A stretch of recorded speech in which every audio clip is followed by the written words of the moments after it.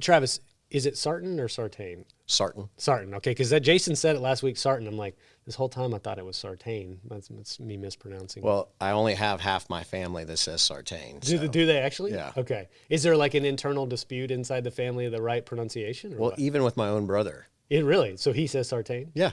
What is the origin of it? So like, Well, as I've done, and what is it, ancestry.com or whatever. Yeah. We always thought that my dad's side was, we always thought kind of slighted more French. Okay. And my mother's side was heavy German. And then as we take a look at the DNA results and how it maps out, heavy English with a minor of Irish in us, and then pretty significant Germanic. Oh, and is that the origin of the surname? It really stems some French immigrants. Okay. But it must have been way long ago. But the derivative is certain. Okay. Right. So being certain. Really? Yeah. Certain. Okay. So then what do you guys do when do you guys have arguments over how to pronounce it? Or it's just like, okay, you say what you want to say, I'll say what I go, are we really from the same mother and father? And we really grew up, our entire lives. And I continue to say it's Sartain, and he goes, nah, it's Sartain. Well, that's like, what is it? You remember the movie Joe Dirt back in the day where it's like, Dirt Dirte, don't throw an E on in, try to church it up. That's what it sounds like you guys are doing. Nathan, I figured we're rolling, right? Yeah, we're good, man. I just wanted to get that out of the way. Maybe we'll keep that. Keep that part of the conversation. But I'm with Travis Sartain. I'll use your pronunciation. SVP of Sales with Marsh McLennan. How you doing, man? I'm very well. And actually, I can deliver a little bit of news. I actually, as of January 1, have been promoted to executive vice president. Boom, give me one of these. Maybe I pulled the old LinkedIn, or maybe I didn't pay attention. But it hasn't been announced yet, so this is... this is the public reveal. This is the public reveal. Okay, well, congratulations, dude. That's thank you. That's awesome, and I'm sure it's a testament to your 22-plus years of service to MMA, and I'm happy for you, man. That's really cool. Thanks for revealing that on the show. But today we're going to cover the broker perspective again, Travis. I was telling you, probably every 6 to 8 weeks or so, I like to have the consultant voice back on the show, because I go out there, I talk to solution providers, I talk to TPAs, carriers, et cetera, et cetera. You get that side of the equation very often. We don't always get the broker side, which is you guys' responsibility is to navigate the benefits world and figure out what's real, what's not, what to do for your clients, et cetera. So I appreciate you coming on and lending your expertise, sir. Well, first off, thank you, Spencer, for having me. And as we were talking about earlier, you are my first as it relates to podcasts. I've been a lot of people's first, so I don't know if that's a good or a bad thing. I'm the entry point for people after this. You're going to be going on, a run of podcast appearances after this, I bet. We'll see about that. Okay. I usually have a face for radio, and now it's broken into podcasts. Cool. Well, I threw a suit on today, man. I was thinking about this. I was like, I have jackets, right, and I have to pick through what to wear and recycle because I only have so many. But I'm like, last podcast, the shoot of the year. It's December 20th, 2022 for anybody listening. And then I'm like, Travis is going to come sharp. Based on what I know about you and when we had our last meeting, I'm like, this dude's going to come sharp. So why don't I throw out the full suit for today? Well, and you look amazing. Well, you too, man. I feel like I didn't pull out the right attire out of the closet I today. didn't mean I wasn't trying to one up you or something, man, but I figured you'd come correct. So today, obviously, I want to talk about benefits, like I said. I want to hear your history, obviously 2 decades in this space.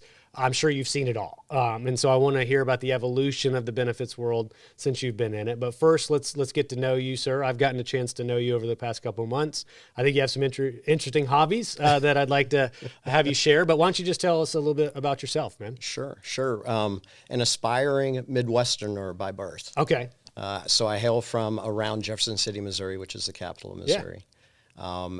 Actually, my exact hometown is Centertown, Missouri. Okay. And at that time, it was population 351. Okay. So whenever I actually flew the coop, then did they change the sign? Yeah, they had to change the sign. Change the sign. By one. By one, yeah. Somebody just marked it out and put a 0 after that. Absolutely. So Centertown, what part of Missouri? Because I went to Drury University in Springfield, Missouri, and that's where my wife is from as well. So where in relation to, that's the southwest corner of Missouri, so where was Centertown? So really right in the middle between almost equal distance between St. Louis and Kansas City. Okay. So if you're familiar with Columbia, Yeah. where the University of Missouri is, I'm about 35, 40 minutes from there. Okay. When you flew the coop, though, where did you say you went after that? Was that to college, or where'd you head out to? Well, growing up, Jefferson City High School was really the foundational point with sports that we were making mention of earlier, and then flew the coop 30 minutes up the way to Westminster College, very, very similar to Drury. Yeah, yeah. Yeah, actually, I think you all may have been in our conference. Well, I was going to say Westminster. I'm trying to figure. We were D1 when I started, and then dropped down to Division II. Okay. And so we were playing Rolla and I think Jeff City. I forgot what there was. There was a couple local colleges. Joplin. There was one in Joplin. I forgot the name of Southwest Missouri State or something like that. Well, they've all changed names Yeah, I since know. then. I can't even keep track of the names anymore. But yeah, that was the profile of colleges we were playing in soccer. So were you a cross country runner in college as well, or did you hang up the? No, I hung up my spurs. The spurs. Okay. I hung up my spurs. I had a very prolific career in sports at Jeff City. I ran track and cross country, and my primary sport was wrestling. Oh, really? So I'm one of those cuckoos. Okay. But had a very successful career at that. Had a couple offers to wrestle in college, but by the time that I was done with my wrestling career, placing in state, I hung up my shoes and my singlet and decided that I wanted to have a good college experience. And so Westminster was the place for me in Fulton, Missouri. So yeah. And what did you study while you were there? General business administration. That's a good plan. That's exactly what I did as well, because it's like, I don't know what I want to do, but it makes sense probably to get a business degree, right? Well, it left me a lot of open doors. Yeah. For sure.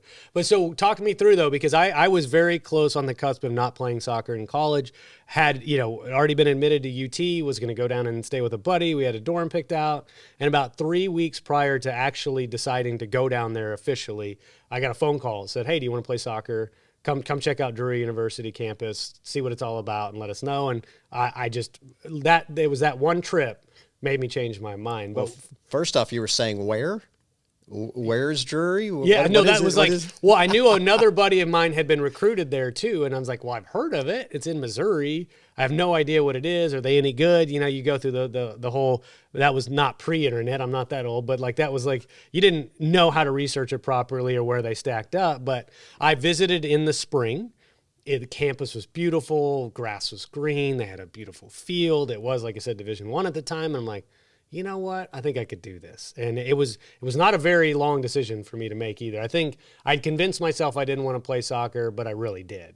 So the reason I ask you that is what was that evaluation like for you when you said, I'm going to hang all the stuff up?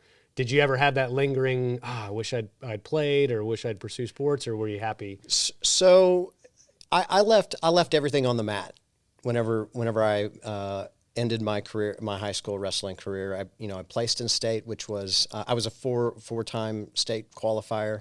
Okay. Finally placed in state after a very tumultuous wrestling season, and I left it all on the mat. So Spencer, I was ready to move on to the next chapter in my life. And Westminster was the right college for me. Cool. and allowed me the opportunity to be really plugged in, because Westminster was only 650 students. Okay, yeah, I think we had 1,300 or 1,400. Yeah, we were pretty small too.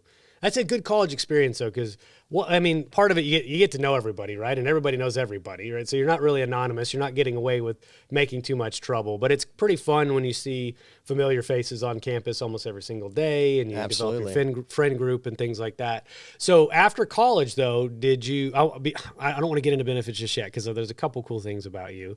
And there's a theme, for some reason, of skydivers and scuba divers that come on my show. I don't know why. And you do both of those things. So I do have to ask, what drew you to being as high as you possibly can in the world and then being as low as you possibly can in the world? I guess I'm just not comfortable on the ground. I guess not. Yeah. What's up with that, man? Well, I'll start with skydiving. Okay. So I I am absolutely terrified of heights before 2001. Okay. As I was hanging out with a friend one evening, he was talking about his upcoming birthday. Said, let's do something that really pushes the envelope. Okay. For myself, that was a lot of self-reflection, because Yeah. he said, well, let's go skydiving. If you've ever watched Point Break, and as I've watched it, 1,000 times, you see the ability, right, to jump out of a perfectly good airplane, Yeah. and to be able to make it down to the ground safely. Yeah. And so, because of my fear of heights, and knowing that I've always been a personality to not be controlled by fear, although my knees would rattle, sweats, body shut down. It was one where I said, if you make the reservation to go skydiving, I will go. I'll do it. Yeah. So there were 6 of us that went for this birthday jump. Okay.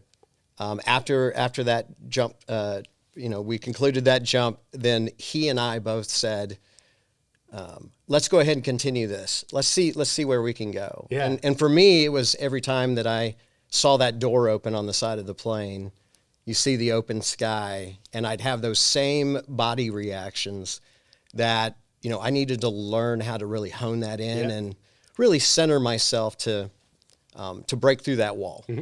So, and that's shown up a lot of different places in my life. That's interesting. So we were talking kind of off camera beforehand about, Peter Attia and the Limitless show you watched with him and Chris Hemsworth.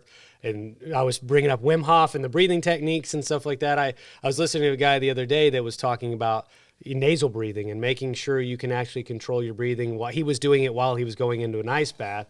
And his concept is you need to be able to control, I guess, the parasympathetic response. It's that your ability to maintain composure under extreme duress or stress, when that fight or flight, feeling is kicking in, just like you're talking about when that door is opening and your knees are buckling, but still be able to manage that.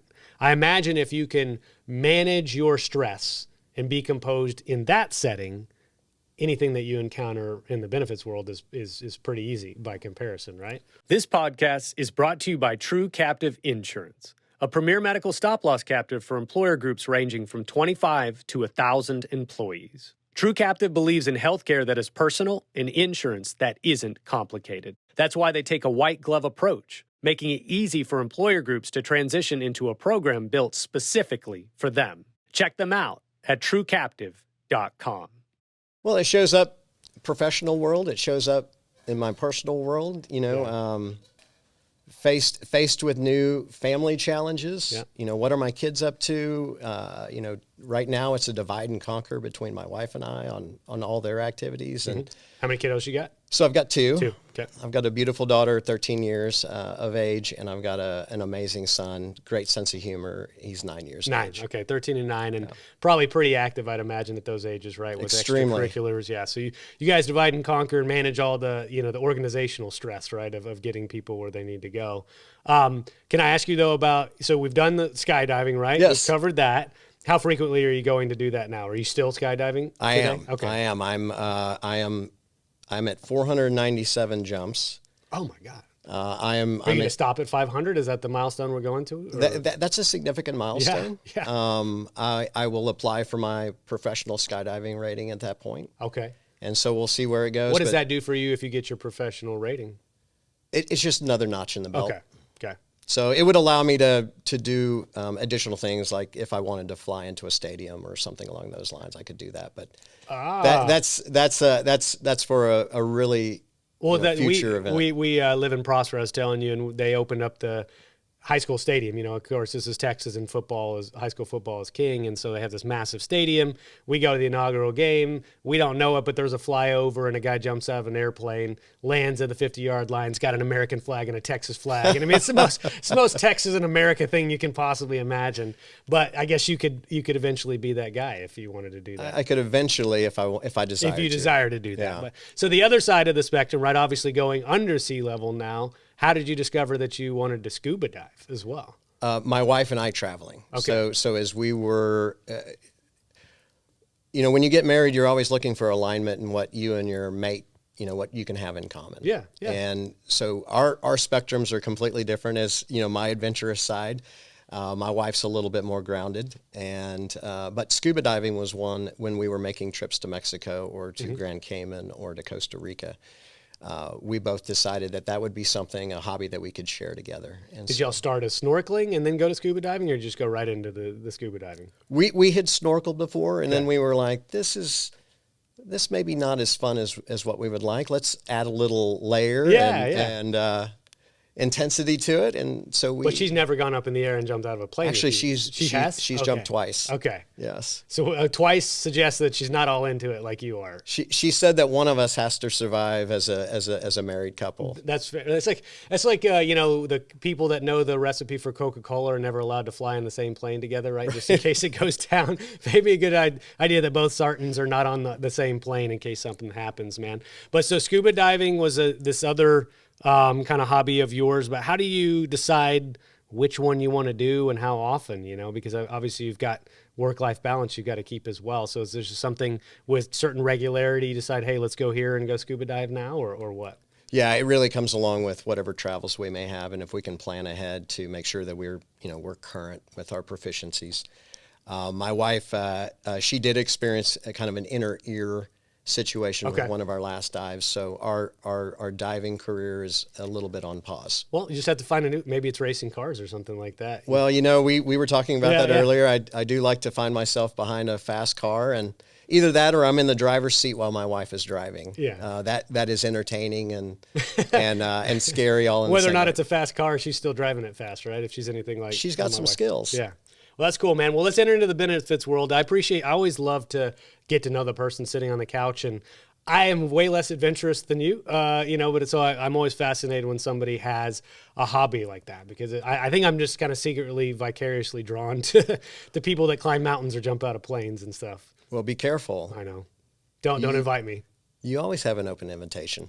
I'll do the racing the cars. We'll do that. We'll start there. All right. So let's talk the benefits world, man. So you studied benefits administration, or not benefit, but business administration, right? Yeah. Probably didn't know you were going to get into insurance, right? But where did you start? Where did you start your career after college? So it was actually through a Westminster alumnus. His name is Tom Mangan. Okay. He's actually still in the insurance world, except for I'm not exactly sure where he is in the U.S. right now. Okay. But he and I grew up in the same hometown, although we were years apart. When college was coming to conclusion, can't say that I was maybe the most ideal student, or the grades may not have reflected, the solid academic career that I had or didn't have. All that to be said is I was having a little bit of trouble with finding my, hopefully next home. Okay. Professional career. Yeah. We connected, and he said, why don't you come down to Atlanta, Georgia? At that time, he was working for a company called Preferred Plan of Georgia. Okay. Which was ultimately a PPO network. Okay. So he took a leap of faith with me, put me on this project where I was actually reviewing massive amounts of contracts through this PPO network, and making sure that if a Blue Cross or an Aetna or a Cigna accessed their network because maybe they didn't have a really robust presence there, that there's a access fee that they were supposed to be reimbursed. Right, for this ability to have a solid footing in Atlanta, Georgia, or the surrounding areas. Make a long story short, as I was diving through these contracts, I was starting to realize that numbers of access points and the revenue weren't aligned. Okay. So at that time, I was proficient in Excel. I'm no longer proficient in Excel. Yeah. A dinosaur. But anyway, make a long story short, I uncovered a hair over $1 million of missing revenue. Okay. Which was, it completely took the blinders off because I didn't really understand what I was doing. Yeah. Ultimately it was really financial. I was looking at contracts, I was looking at volume of access points, and then multiplying that out by the access fee. It was real easy. But what I didn't know at that time was through that analysis, that one, a little over $1 million, that added to the bottom line for the company, which was in due diligence to be acquired by what is now Multiplan or PHCS. So you had a significant role, it seems like, to play. I mean, you uncover $1 million. This is what, 2002, 2003? So this was in 1998. Oh, okay. Yeah. So 98. So I mean, that's significant. Even today's dollars, $1 million. If you do a project and find $1 million, people are going to be happy with you. Sure. But you helped obviously clean up the books a little bit and help it for acquisition. So did you get notoriety within the organization? Did people acknowledge your efforts in doing so? They did. Okay. They extended an offer and asked me to move to Louisville, Kentucky, to work for the mothership. I had no desire to move to Louisville, Kentucky. Not that I have anything. I have nothing wrong with Louisville, but it wasn't the right place in my life. So that same alumnus, Tom, actually ended up at the conclusion of the transaction. He moved to a startup organization in Athens, Georgia, for Athens Regional Health Center. And so it was a startup health insurance company. In Athens, Georgia, there was 2 hospitals. One that had the Blues contract, so Blue Cross Blue Shield. Of course, that funneled, 90% of all the revenue through that hospital. And Athens Regional was considered the indigent hospital. And so they said, well, we're trying to, new leadership, we're trying to turn this around. Why don't we start our own health insurance company? And so I was employee number 8 at Athens Regional Health Plans. How'd you like the startup world? Once again, didn't even know what I was in. Yeah. I had done this contract project under my prior employer. Now moving into this health insurance carrier world. Mm-hmm. Well, what does this mean? And so they put me through a kind of a rigorous coursework. So I learned provider credentialing. Tongue is still suffering from no coffee this morning or lack of coffee. So I learned provider credentialing, what it took to be able to contract it with a doctor and what reimbursements look like. Actuarial. So we assisted with our internal actuaries on formulating what the risk and price points should be for that business. Customer service, which I really feel like set the foundation of what the end consumer and or my clients, what their employees go through on a daily basis trying to access healthcare. Mm-hmm. And then ultimately I guess my personality fit a little bit better in the sales world. And so I was a sales rep, started working with brokers, and I quickly identified very proficient, sophisticated brokers and how they really operated with their clients. And then I saw the other side of what we would call agents at that time, right? Those who may not really understand the craft or have a deep knowledge about the healthcare space, but had relationships. And, way back when relationships were really the foundation. Well, I feel like we've dropped the nomenclature agents. Now it's kind of shifted to brokers, might be what you just described, right? And then we've got folks that consider themselves consultants. And it's, again, in the end of the day, that's kind of synonyms for the same thing. But to me, and I've talked about this quite a bit on the show, it suggests a certain capability set, right? Or it suggests that there's a slightly different focus on the benefits world rather than just shopping insurance from one carrier to the next. There's a much more consultative, strategic approach to what you do, or at least in name, that's suggesting that what you're doing. But I think the agent terminology, that's really only terminology I think today that might apply to my homeowner's agent, right? Or, a captive agent or something like that. So how did you discover that you were able to discern the who's who, and why did you gravitate towards the more strategic broker set? Well, when the agents that I was referring to, when they would literally call me and say, Travis, I need you to go to my client. I need you to present your proposal. I need you to sell your proposal. And then I need you to enroll your proposal. And you're like, well, what are you going to do then? They were going to collect their compensation. Yes, exactly. Yeah. Right. And so, it really allowed me to really have keen insight as to an agent, a broker, consultant, whatever those may be. Well, it's interesting though, but I think I'm guessing you had an epiphany at some point where you're like, well, I'm doing all the sale, but they're getting paid, right? Like a couple of people have had this epiphany as well and shifted towards the consulting side themselves. So when was your aha moment? Was there one, or was it just a combination of a bunch?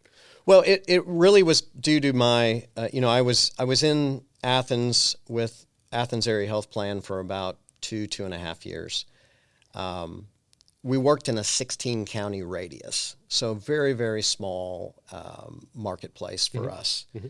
And we had really gone through, I had gone through really all the opportunities with my agents, brokers, and what they controlled as far as their client portfolios. And living in a college town, it loses its luster as a professional. Mm-hmm. And so really I had come to a defining moment where if I was really going to branch out, because it was unintentional for me to get into insurance in general, as we've kind of gone through the history. Yeah. But now that I was rooted, a solid 3 years in, and had seen the network side, had seen the startup of a healthcare company, and now had been really had delved into what agents, brokers, consultants were doing. I was like, I think I have all the capabilities to be able to make a transition. So I reached back out to Tom Mangan. Man, this Tom Mangan guy, he's showing up a lot in your career. I owe him a lot. I was going to say, you might owe him a little bit for this, but that's awesome. It's always good to have. Would you have considered him your mentor? Yes. Or was he a peer? I mean, was he the same age as you? Or he was 4 or 5 years older. Okay. Would you have considered him a mentor, though, for you in your career? Absolutely. Okay. So you reached out to him again and said, "Hey, Tom, I'm ready for almost like he was your agent at that point." Yeah, he's my sports agent. Yeah. What's my next contract look like? Yeah. Who's interested? But so you reached out to him, and then what was that? What was the next step there? So the next step was, as he said, Travis, and this obviously Dallas has been an extremely successful city for many, right? Those whose families extend, a lifetime, and then for transplants like myself. To make a long story short, he said, why don't you come and visit the Metroplex? Why don't you visit Dallas, DFW? Hey, by the way, the weekend that you're coming in is also the Byron Nelson Golf Tournament. Okay. Yeah, not too bad. It was amazing, a complete game changer. And he said, I'll set up some interviews for you while you're in Dallas with some, agencies and or vendors in the healthcare space, and we'll see where it goes. Cool. Did you fall in love with Dallas immediately or no? The Byron Nelson tournament at that point in time, and being in the pavilion or the party tent, really was exciting for me. It was what I was looking for in regards to community. I knew I had gone to college with some folks that were from the Dallas area, and so I reached out to them, and so I was able to plug in as a transplant. Cool. With friends and professional, and then Dallas has been home for. Is this where years. Marsh McLennan enters the picture, or no? Radion Health's Level Funded Plus offers brokers and consultants transparent and reliable level funded insurance for groups as small as 10 employees. With national PPO network access and 100% return of claims fund surplus, small groups can gain more control over healthcare spend without the need for IHQs or claims data. Discover a great alternative to fully insured plans at levelfundedplus.com. So, no, I interviewed with several other providers, or vendors, but I interviewed with the partners at MHBT. MHBT. Okay, yes. Okay. So I realize obviously you can unpack for me all of the entities that rolled up to be MMA today. So MHBT is an organization here in Dallas. Was it regional as well? Was it national at the time, or where was their concentration of offices? Sure, Texas-based, Dallas-based. Okay. What anybody would consider at that time a super regional brokerage. Yep. Know exactly what you're talking about. Didn't have a national presence, although we had national clients. All that to be said is the opportunity with MHBT was to cultivate my career, opportunity for equity position with MHBT, obviously through success of being a broker or consultant, and was extended an offer to become a partner in 2010. And then in a partner meeting that we had, someone said, well, what are we worth out in the open market? And by the way, the world is changing. So I kind of have to flip that comment back. The partner meetings were, where are we today with our client services, our expertise, where's the world moving? And, we had watched Obamacare or the Affordable Care Act come to light. That was a complete change in the entire landscape of compliance and legislation or regulation that affected not just one set of employers, but every employer. Okay. So you had the opportunity to either put your head in the sand and say that this was going to be repealed, or you could invest forward and get your arms around it and really embrace what it is and prepare your clients and hopefully be introduced to prospective clients that needed that guidance or that counsel. Yep.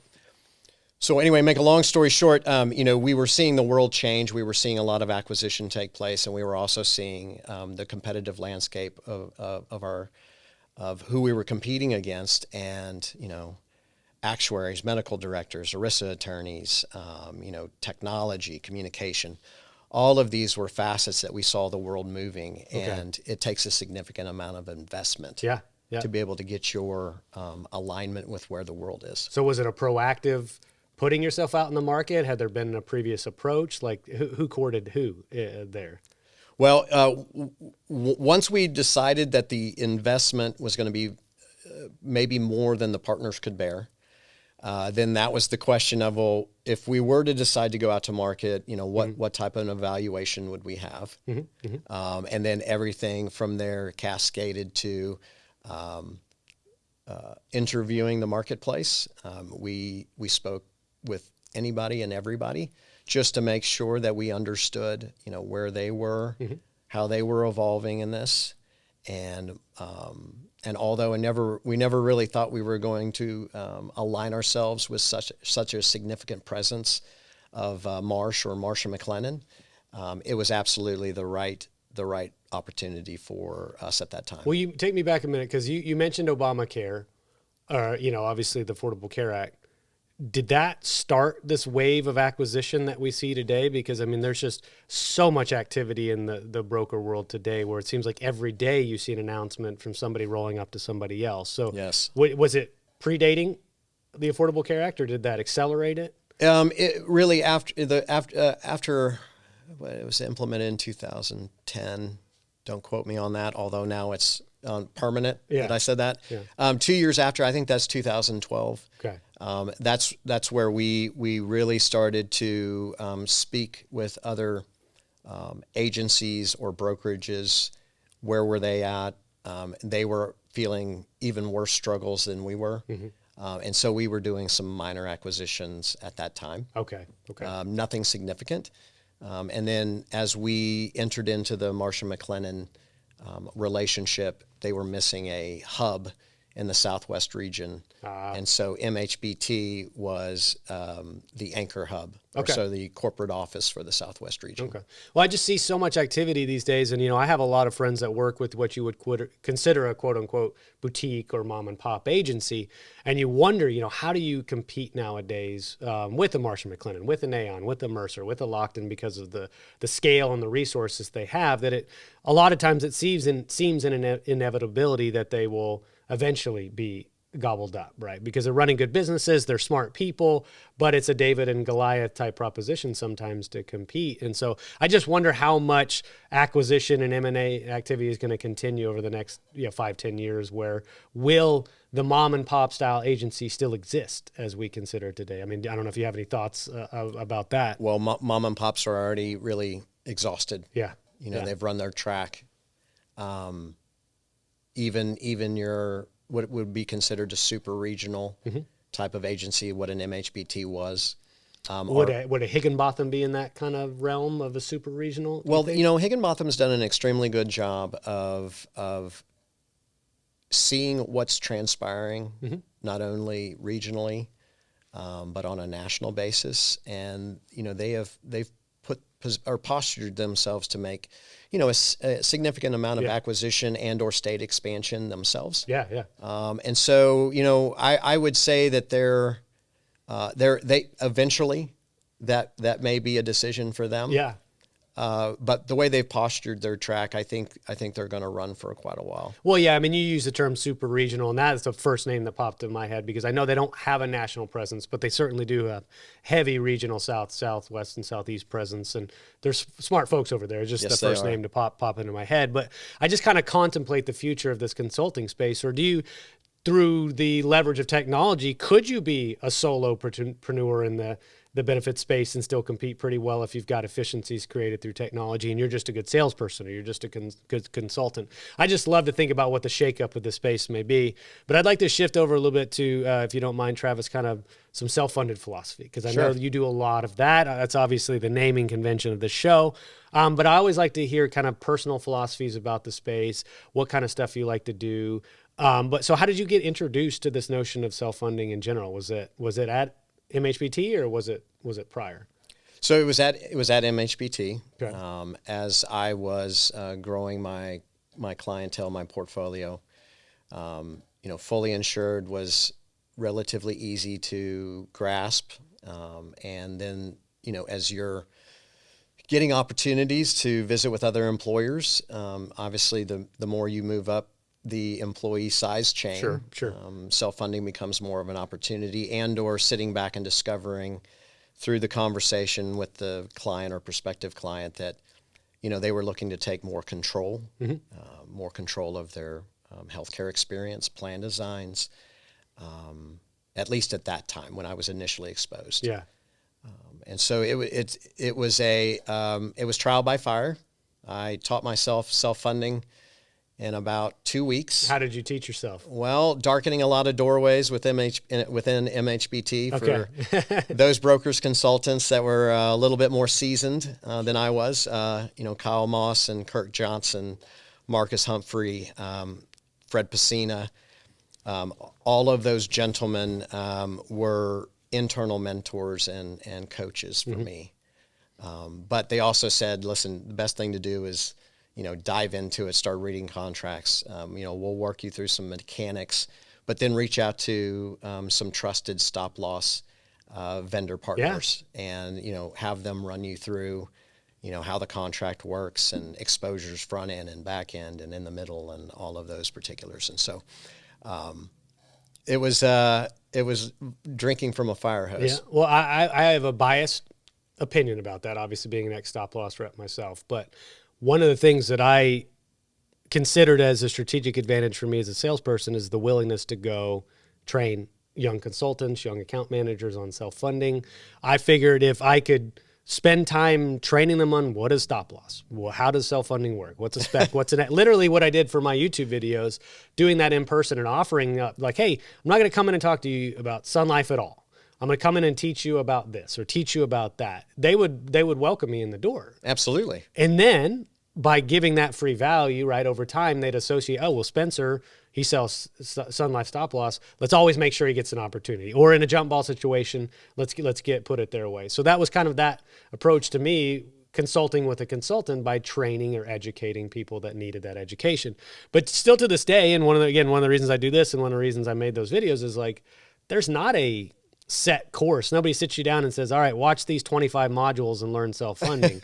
You have to kind of go do it on your own unless that agency has created their own internal program to do so. So are you seeing more and more formalized training happening these days, or is it still go figure it out? Well, there's a carrier no longer in existence called Great West. Oh, yeah, yeah. Cigna now has kind of really acquired their contracts. We have discussed internally, how do we replicate the Great West Group School? Oh, yeah, yeah. Any broker or consultant that you come into contact with that started their career at Great West, they are absolutely the experts and technicians whenever it comes to stop loss and understanding contracts and the functionality. So I was actually just speaking with our regional CEO about this, and he did go through the Great West Group School. Yeah. And so not only on a regional basis, but on a national basis, we're really trying to understand our opportunities. Wow, send them my YouTube videos just in case. Absolutely. I'm informally still training to this day. A lot of people on stop loss insurance, I've discovered that. But I have heard about the infamous group school. I never got to go to group school myself. I did go to like 10 days of training when I was a insurance adjuster, claims adjuster for Liberty Mutual. But I don't think I ever sat down and had stop loss school. It was kind of like ponying up to a mentor. Mine was Ryan Nystrom at Sun Life. And, Ryan. Yeah. So they had hired Ryan, and he was similar profile to me, more of an analyst by trade before being a sales rep, had extreme success very early on, and like, let's replicate that model. And so they plucked me out of the analyst world as well. But Ryan kind of taught me everything that I learned about stop loss insurance, and then had a great mentor, Eric Templin at Hayes Companies as well, that taught me self-funding. But it was really just exposure, repeated exposure, hearing the right conversations, understanding the right words. Then you figure out how all the moving parts work over time. But it's fun to continue to, I would say, advocate for this, because it's still, to this day, not everybody even inside of our industry understands self-funding. So as you're going and as you're sort of evolving over the course of a decade or so, talk to me through the evolution personally, the way that you approach groups and kind of some of the strategic things that you like to think about, some of the conversations you're having with employers. I mean, just walk me through your philosophy a little bit if you don't mind, because I'd love to hear it from you. Sure, absolutely. Well, first off, you want to try to have an opportunity where they're going to be open to a type of conversation to where you can understand what are the challenges that they're facing within their organization as a whole. How do you evaluate that openness? Is it probative questions? What is the thing that triggers you? Aha, they might be considering this. Well, as well as I do, first off, it's body language. Yes. Yeah. Right. Yeah. The closed arms and the poking and prodding of those discovery questions. And, if you're getting one word answers or the body posture sure. there, then there have been times, that I've said, hey, I want to tell you how much I value your time, but I also want to make it extremely productive for both of us. Yeah. Can we kind of change or expand the conversation that we're having? Yeah. To really make it worth your while? Or if you really took the appointment as just obligatory, I want to give you time back in your day. Yeah. Because at the end of the day, there's nothing more, there's never a more brutal situation than someone who's obligatory taking your appointment. Yes, agreed. In my 22-year career with MHBT, now MMA, really the opportunities that present themselves are through my higher level connections. So typically by the time that I'm in front of someone, there has been a center of influence who's introduced us, a center of influence who may have just had conversation with them on my behalf, asking, well, kind of what's going on in your world, or let me tell you what, Travis and I's relationship has been for however long that spans. Okay. So it really warms up the conversation before we ever really meet in person. Okay. And then, Spencer, the world of a broker or a consultant, and you made mention of this earlier, has really changed. Earlier it was shopping the plans, mm-hmm. finding the cheapest price, and then the execution of that policy, and then open enrollment, right? How do you communicate it effectively to the employees so they can maximize and value the benefit that the employer's, putting a lot of dollars into? Sure. But we're really starting to try to understand the uniqueness of their industry, technology, industry, attraction, recruitment and attraction and retention. The construction industry still has challenges, whether it be language or socioeconomic challenges as to how benefits are perceived versus just straight pay. So our conversations are moving in a multiple of facets, right? What is the value of the benefits in which that you're expending a lot of dollars on, right? Mm-hmm. How do you believe your employees are perceiving that? Sure. How are you communicating? So everyone, now that we're in a multi-generational workforce, We have apps on phones. We have digitized flipbook type materials. You have microsites. You still have the stone and chisel. I want it in paper. Yes. All the way to, brain sharks. And then you get to the employee experience through enrollment, right? Yep. And platforms such as Business Solver and B-Swift. And gosh, there's so many out there. How does all that round out, the discussion or the effectiveness of what you're trying to offer, total rewards and those particulars? And then then there may be also some conversation about the health plan, right? So we've either had good experience, okay experience, or we've not had such a great experience with our health plan. Mm-hmm. Once again, it could be those conversations could discuss about why they're not attracting or retaining that skilled labor, especially in this fierce environment that we have. It could be that we want to make our employees happier, healthier, more productive. We're not getting the analytics, right? What are the driving trends within our health plan mm-hmm. that we can aggressively, either put in a carrier, ASO, TPA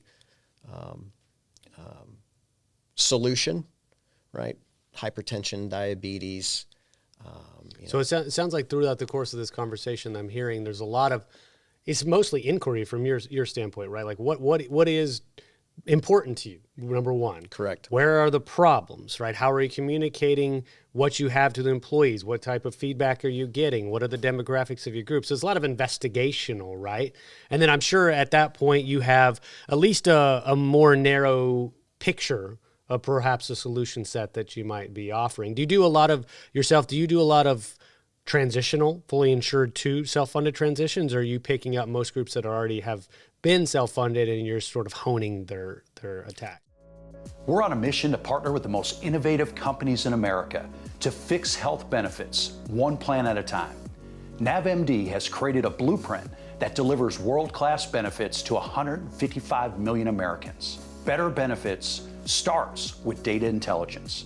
Our platform is empowering the next generation of advisors to zero in on opportunities to optimize the plan, build the right team, implement proven strategies and solutions. Join us on our journey to revolutionize health benefits. Let NavMD put you a step ahead. It's really a combination of all. Okay. We were talking about ACA, Affordable Care Act. Yeah. That was really a springboard, for those that were in fully insured and those who may be absolutely petrified of self-funding. Yeah. It allowed them an opportunity to dip their toe into what we call level funded plans or hybrid self-funding. So, we really tried to create a trajectory to say, listen, if you're in fully insured, you're not pleased with how that is operating today. Well, let's look at opportunities in the level funded world, which mm-hmm. is ultimately self-funding on training wheels. Yep, absolutely. Access to data, or more trends data. The ability to potentially receive reimbursement of a surplus in the event that they run well that year. And then, however they have then, absorbed and gravitated to that hybrid world, then we will take a look at then starting to do feasibility analysis mm-hmm. in the self-funding world to see if it makes sense for them. Cool. Well, I love the feasibility studies. I used to do those Monte Carlo simulations myself, running the 1,000 or 10,000 iterations of potential outcomes and giving a score of, and some of it's just guessing, right? But based on the group's, makeup and history of claims and things like that, you can at least get the opportunity to win, right? Like if it does make sense as a big picture to do it or not.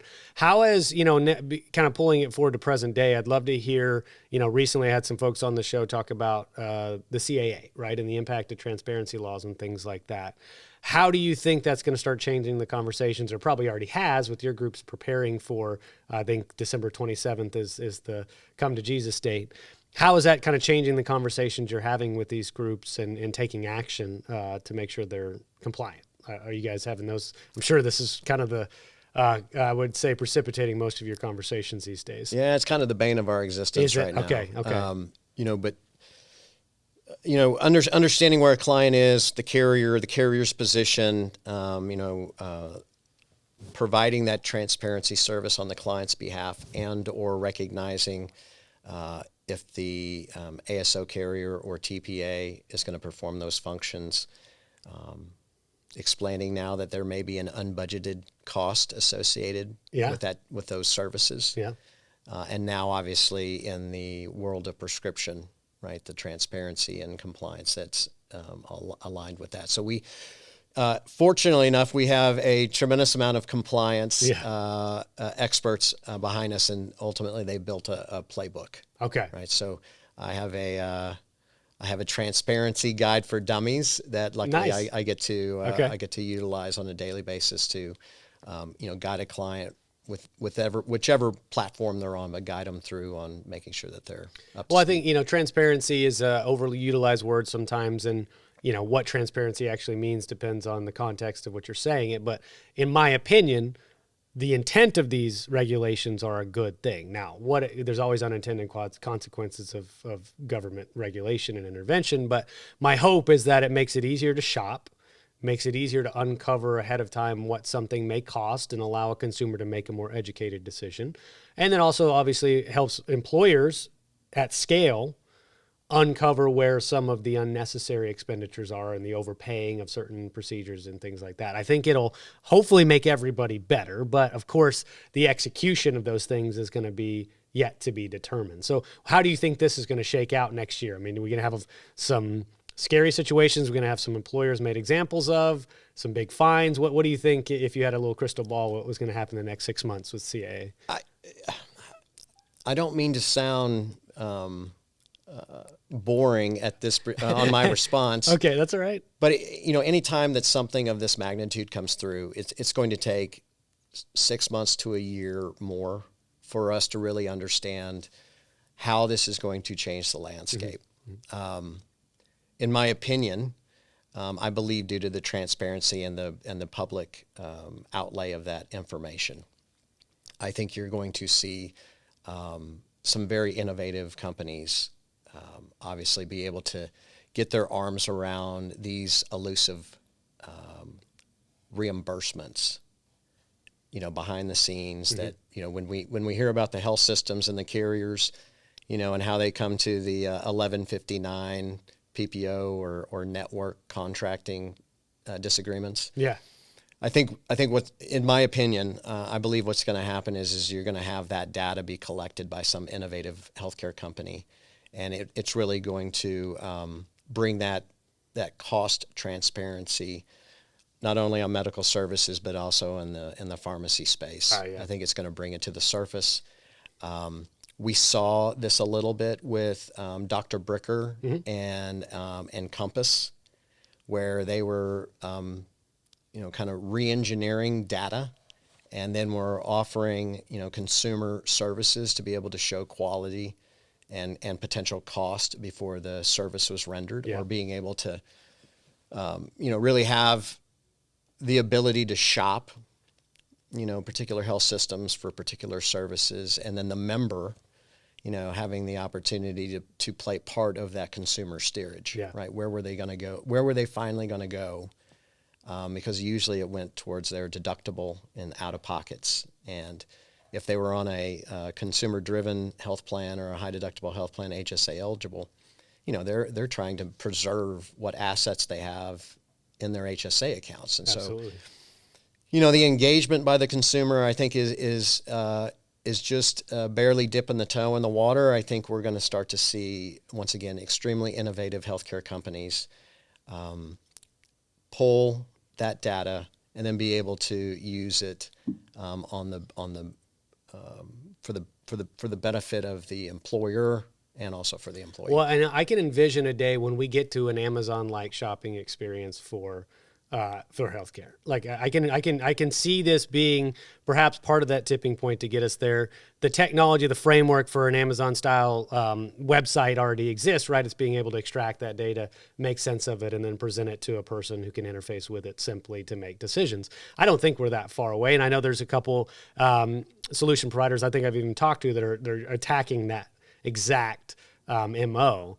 But that's when we get to the point where if we can make it as easy to shop for a knee replacement as it is to shop for a blender, then you can empower the consumer to make better decisions at scale. And we're going to see hopefully trillions of dollars of impact to that over the course of time if we can make it that simple. Easier said than done, but I think that's hopefully where we should be driving to. Now, I want to kind of pull up big. Oh, go ahead. If you don't mind me, I want to. I just want to expound upon that one a little bit. Spencer, those are already transpiring.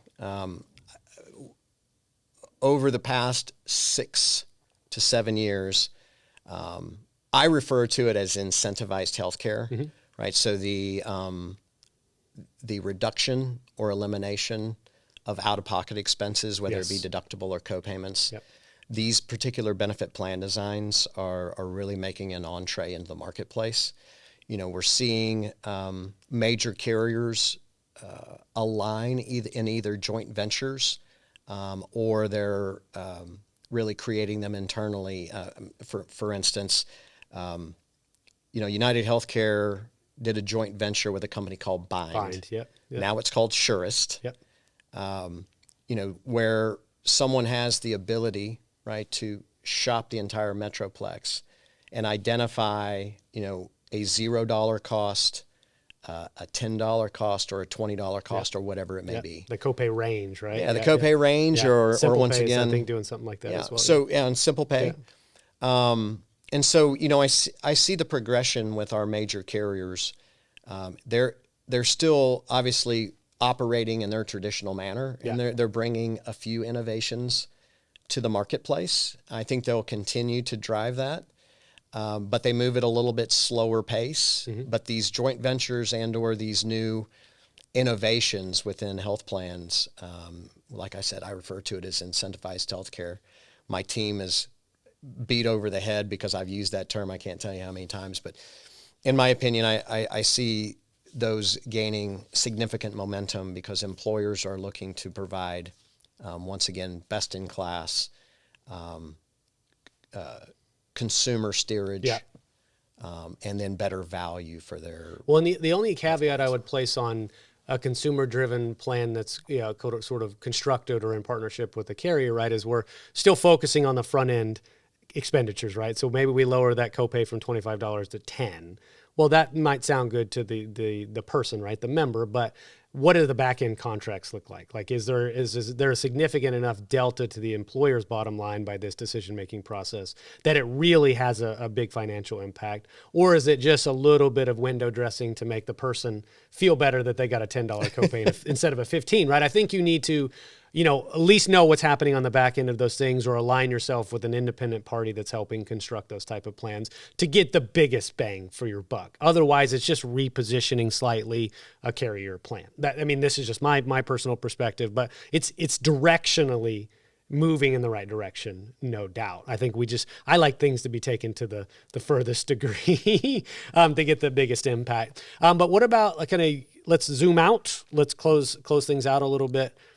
Big picture of healthcare over the next 5-10 years. What is your perspective? You've been in this a couple decades now, this industry, and you've seen a lot of the evolution. Where do you think we're going with this? Whether you weigh in politically, I don't even care. Just like your perspective of what you think our healthcare system might look like a decade from now. Well, I think at least through research and once again trying to pay attention to as much, I think, accurate data as possible, as the government realizes that still the conduit through employers, it's 95% of all healthcare is delivered through through the employer channel. So when it comes to is the government going to take over healthcare? I think that will be 20 years down the road at them trying to take a stab at that.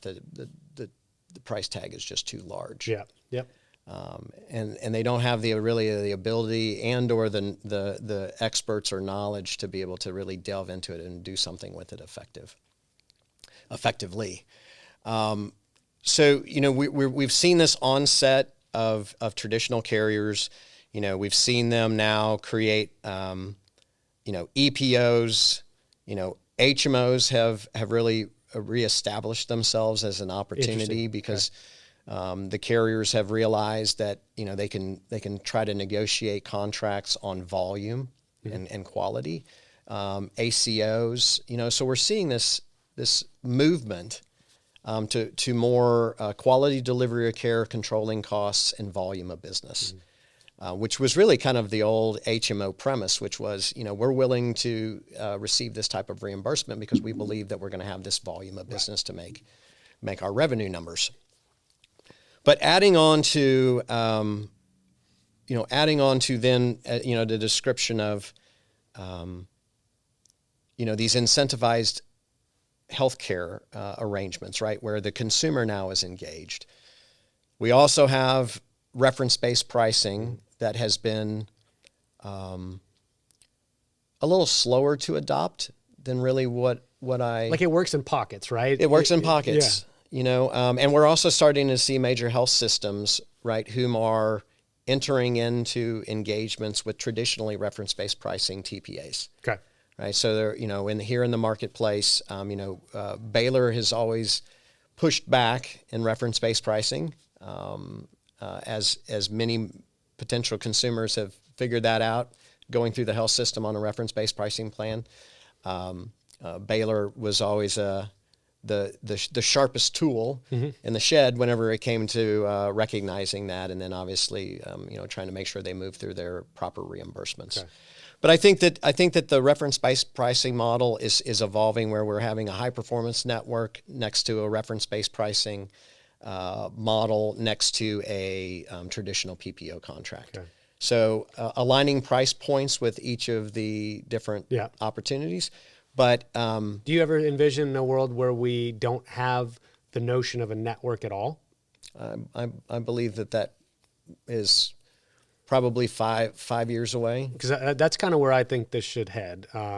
Direct contracts, of course, obviously kind of do that at a micro scale. But why? My question is always, why do we need a network? I understand things like volume. I understand they're competitively trying to price based on how much volume they predict to come in the door. I don't need a network to go buy a truck. I don't need a network to go buy a T-shirt, but I need a network to access care. Like I don't think you don't need a network. But my concept is, do we even need that network? Has its purpose been served, and is it no longer required with the access points with the technology we have at our disposal today? Could we do away with it? So you think that is possible yourself? Yes. Okay. And that's where I personally would like to see us go. How do we get there? How do we get there is the couple $1 trillion question, of course. And I think there's some competing interests that would like us not to get there as well. So it'll probably be a lot slower than we hope as well. But why don't we do this, Travis? I appreciate you. I know, Nathan, we probably exceeded an hour, haven't we? It feels like Hour 6. Okay, cool. Then let's go ahead and wrap things up, man. But I appreciate you. Thanks so much for coming on the show. But closing thoughts, man. What's something you want to leave the audience with? Well, I just want to leave the audience with optimism. Cool. As you're speaking with many brokers and consultants out in the world, right, and what they're hearing from their employers, and at my young age of 47 and my 22 years, at least with Marsh McLennan, I have complete optimism about where healthcare is going. I just recommend and always suggest that everyone pay attention with the innovations, and not get holed up in the traditional way of looking at our clients, their challenges, our proficiencies with being able to identify cost containment within their health plans, or across risk exposures or compliance exposures within their entire benefit plan. All of us are hopefully working smarter, not harder. But it's complete optimism. It's complete optimism for the future. Well, I share your optimism. I'm glad you said that.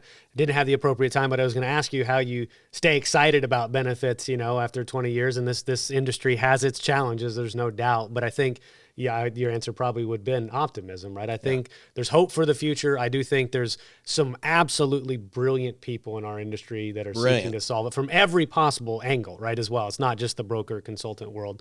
And so I'm optimistic as well. I wouldn't be having a show if I was pessimistic about the future and just had people on to just bitch and moan about benefits for an hour. But I appreciate you, man. It's been fun. It's been fun to get to know you. And I would envision we'll probably do this again down the road, man. Well, an hour just went by, and I feel like we were talking for 20 minutes. Good, man. Well, I'm glad. That means you had fun. So thanks for being my first, Spencer. Yeah, my pleasure. Thanks, Travis.